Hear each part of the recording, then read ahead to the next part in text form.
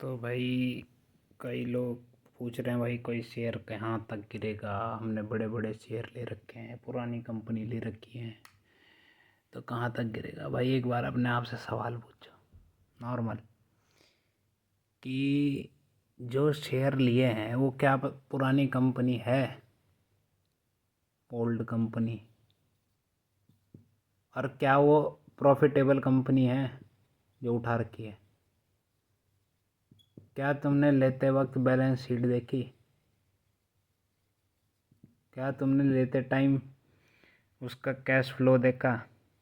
Cash flow chart, balance sheet, profit table कितनी है, company कितनी पुरानी है, क्या करती है, फंडामेंटल एनालिसिस किया उसका? उसके बाद चार्ट एनालिसिस करो, तब जाके पता लगेगा कि क्या तुमने सच में कोई अच्छा शेयर उठाया है। अब नॉर्मल एग्जांपल देखो, 2006 था, कोई शेयर 500 से उठ के 1400 गया है, भाई बिकवाली होगी। फिर यहाँ पे अच्छा शेयर है तो फिर ख़रीदारी हुई। फिर अब एक बात बताओ, यहाँ पे देखो 2007 में फिर यहीं पे आया, फिर यहीं पे सेलिंग आई, पर इस बार देखो 500 पे फिर आ गया, फिर बाइंग हुई, फिर 2-3 साल तक साइडवेज हो गया। देखो कम से कम हुआ होगा, अब किसी ने यहाँ बाई कर रखा था उसके हाल देखो, बेचारा साइडवेज हो गया अब 2-3 साल।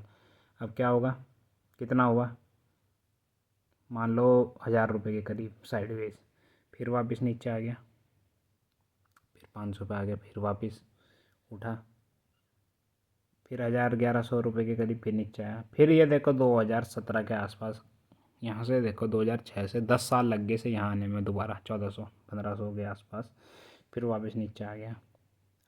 अब ये तो लोग निकलेंगे जिसने यहाँ लिया होगा, तो वो तो सोचेंगे भाई ये तो बेकार कंपनी, वो निकल गए, फिर वापस आया ये। अब जब इसमें ब्रेकआउट आया इस जगह पे 1400 में, ठीक है, अब यहाँ से इसने यहाँ तक के कम से कम 70% तो रिटर्न दिया ही होगा, यहाँ से लेके यहाँ तक, ठीक है। 70% रिटर्न अगर इसने यहाँ से यहाँ दे दिया है, अब ये फिर निकले कुछ लोग, फिर ब्लास्ट हुआ,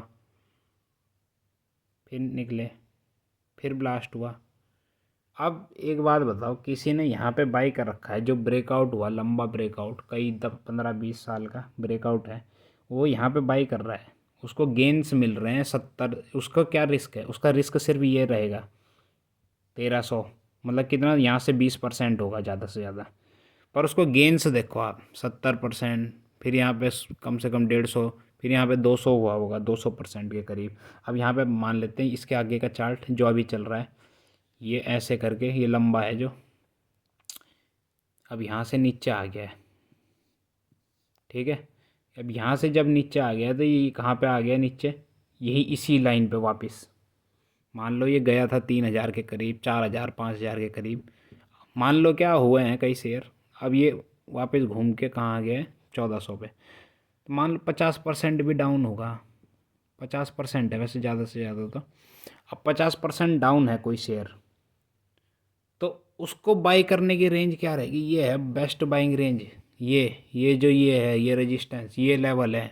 अभी तक भी कई शेयर यहाँ तक नहीं पहुँचे हैं, और तुम सोच रहे कि तुम खरीदारी, अब जब ब्रेक डाउन हो चुका है तो यहाँ पे रिस्क भी तो सोचा होगा तुमने कभी, कितना रिस्क लेना है मुझे इस शेयर पे। अगर नहीं सोचा है तो भाई तुमने गलती करी है बहुत बड़ी। अगर तुम ये सोच रहे हो कि लॉन्ग टर्म है तो कोई भी शेयर, कोई भी मुंह उठा के तुमने कोई शेयर उठाया और वो जब मार्केट उठेगा तो वापस आ जाएगा वो, भाई एक बात ध्यान रखना, कोई भी शेयर लिया है तो ये देख लो कितने साल तक रहा, 2006 से लेके 2018 तक। और कई ऐसी कंपनी भी है जो 2006 से वो पाताल में पहुंच गई, बिल्कुल नीचे, जीरो भी हो रखा है, 0.01, 1400 से कई शेयर हैं, ठीक है। ऐसा मत सोचना कि भाई बिना रिस्क के तुम्हारा काम चल जाएगा शेयर मार्केट में, ठीक है। तो ये वीडियो ध्यान से देखो, सोचो इसके बारे में, और धन्यवाद।